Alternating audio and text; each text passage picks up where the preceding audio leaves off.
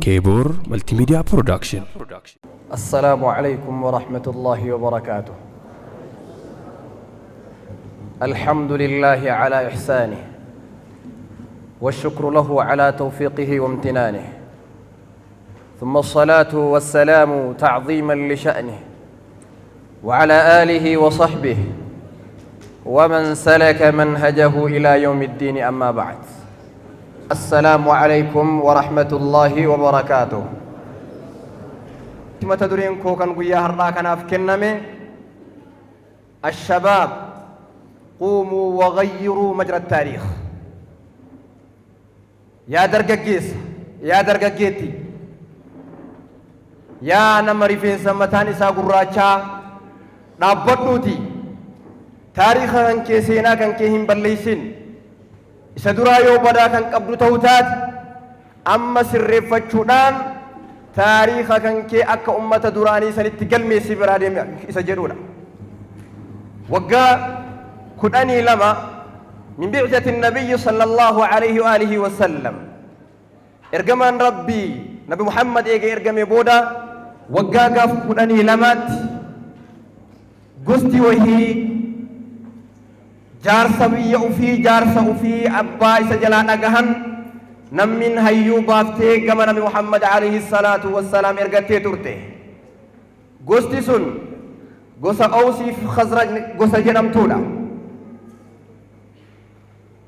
قاف كما نبي محمد تيرقت نبي محمد تدفني مبايعا يوكان وادا ولي سينا مال كيست إسلام ما كيست نتسي غرغارا همين ندفو كان جامع كيت تلي دفو آتس نسنا سبرا دابن سي غرغارا همين جامع إسلام ما تل دفو آتس نبرا دابت نو غرغار تسجدون وادا غستي كلما ولي سينا النبي محمد بن عليه الصلاة والسلام إيغا وادا ولي سيناني نما وهي كبرنوت إسلام ما نو كنو دندو كان قرآن نو مرسيسو دندو كان كاياف كايو قبو كان غاچناف غاچنا غرغرا قبو نما أكسي نبي محمد نو كني جاني تران نبي محمد صحابة جنا إساني تهان لالاني إنو تقلبي إساني الرنف بيتولاد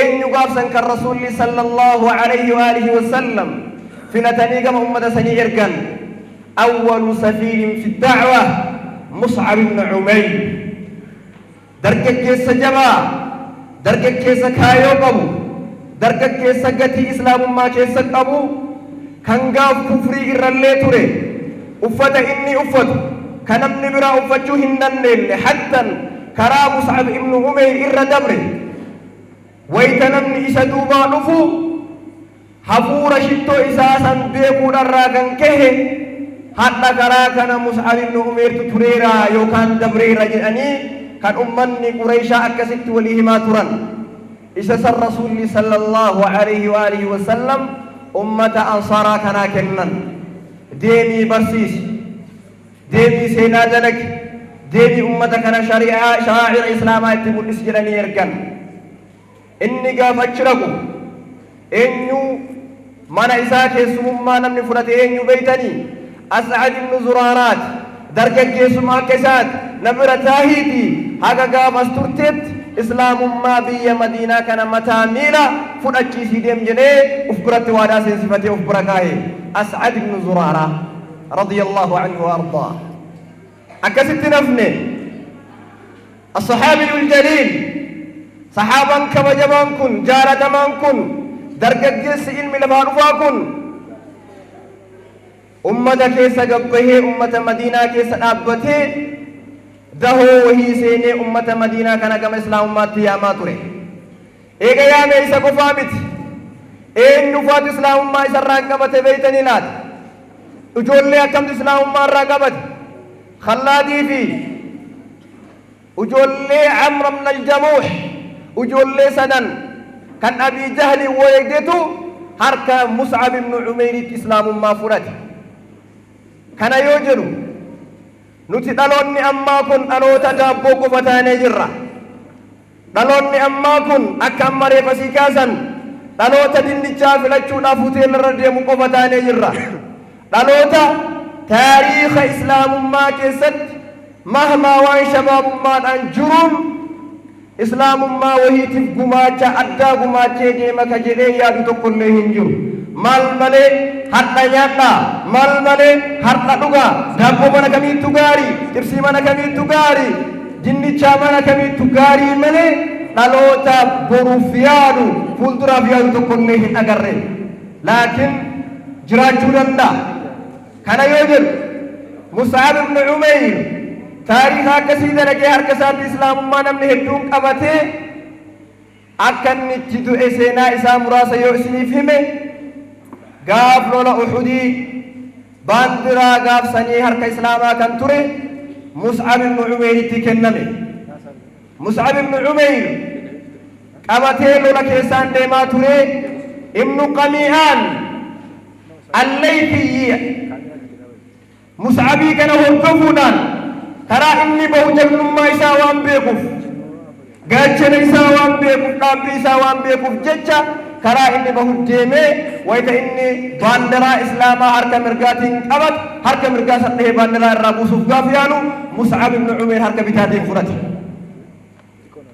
maal jedha gaaf harki mirgaa irraa dhahamtu qur'aana qaraa inni duuti har'a duukunitti homaan fakkaatu seenaa islaamaaf gumaachee deemu qofatu waa isa fakkaatan malee harki isaa kan irraa cite waan takkatti hin fakkaatu ture. wamaa muhammadun illaa rasuulun qad khalat min qablihi ar-rusul afa in maata aw qutila inqalabtum alaa aqaabikum. akkana jedhaa ture ana qofaa miti yookaan nabi muhammadii miti. muhammad nama haaraa dhufee miti, nama addisa zamana keessa dhalatee miti. isa durallee nabiyyoonni akka isaa dabritee duutee jirti guutuun kan jedhu aayaa kana fayyadama. gaafinni harka bitaa qabatu harka bitaatiin illee ibnu Qami'aan dhahee baandiraa gaaf irraa buusu yaalu gudeeda ofiitii fi harka irra hafteen qabate achitti illee hin dhiifne. gaafinni shahaadaa qabatu aayaa tana qara wamaa muhammadun illaa rasuulun qad khalat min qablihi ar-rusul. taariikha dalagee deeme yaa warroota achi asii keessatti zamanoota kanuu kana keessatti warroonni taariikha dalaganii taariikha waan gaariidhaan mahallii shabaabaatti itti fayyadamaa deeman hedduun isaanii turan. hattan namni barnoota akkaadaamii fi shari'aa qofaan taariikha barreessee deemuu sun hin taane ispoortii keessatti illee taariikha barreessee kan deeme hedduu quba qabna.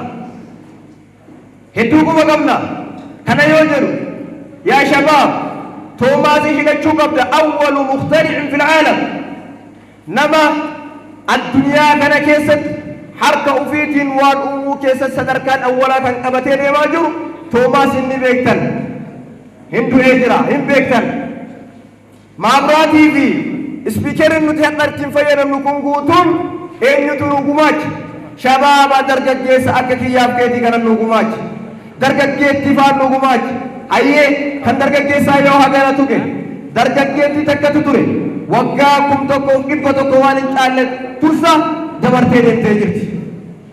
maal narayde haafizatu kitaabillah isiin sun dargaggeettiin sun nama qur'aana rabbii haffame ufii qofa haffazuu miti haffazati nisaa qur'aana dubartoota akka isii nama dhibba tokko ol haffaziifti.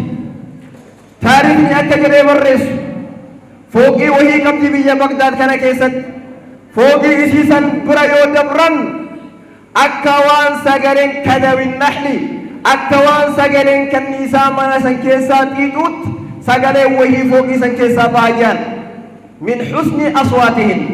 maalirraa akkasee jennaan dubartoonni namni dhibba tokkoo kan achi keessatti baratan bareeduma sagaleen isaanii irraa kan ka'e sagaleen akka kinniisa xiixutti mana keessaa bahayyaan.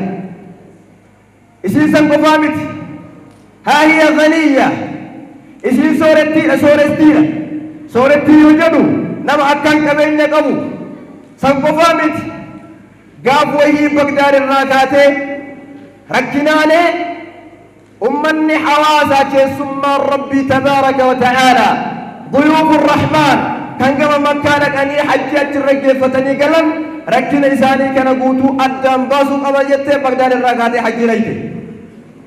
Kallattumaan jidduun Bagdaadiidhaaf jidduun Makkaa naannoo kiiloomeetira 1,000 dheerata. Kiiloomeetira 1,000 kana guutuu qaxxaamurtee dhaqxe. Beelli hajjaajonni argaa turte. Dheebuu hajjaajonni argaa turte. Aduu hajjaajonni argaa turte.